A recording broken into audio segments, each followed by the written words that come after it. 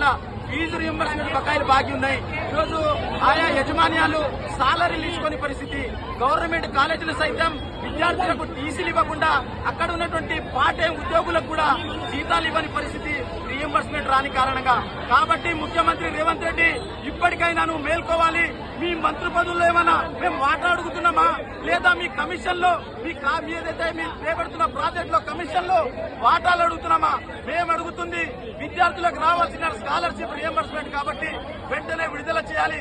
అదేవిధంగా ముఖ్యమంత్రి రేవంత్ రెడ్డి నీ దగ్గర విద్యాశాఖ మంత్రిని పెట్టుకున్నావు. విద్యాశాఖ నీ దగ్గర పెట్టుకుని ఈరోజు విద్యార్థులను అరిఘోష పెడుతున్నావు. కాబట్టి రానున్న రోజుల్లో ఈరోజు జూబ్లీహిల్స్ ఎన్నికలు జరుగుతా ఉన్నాయి. ఈ జూబ్లీహిల్స్ ఎన్నికల్లో దాదాపుగా 1000 మంది విద్యార్థులు ప్రతి ఇంటికి కదులుతాం. కాంగ్రెస్ ప్రభుత్వం ఏదైతే అక్కడ ఓడగొట్టి తీరుతామని సందర్భంగా తెలియజేస్తున్నాం. అదేవిధంగా ఈ అఖిల భారతీయ విద్యార్థి పరిషత్ గతంలో చిమన్ భాయ్ పటేల్ ను కింద దించిన చరిత్ర ఉంది. కేసీఆర్ ను గద్దె దింపిన చరిత్ర ఉంది.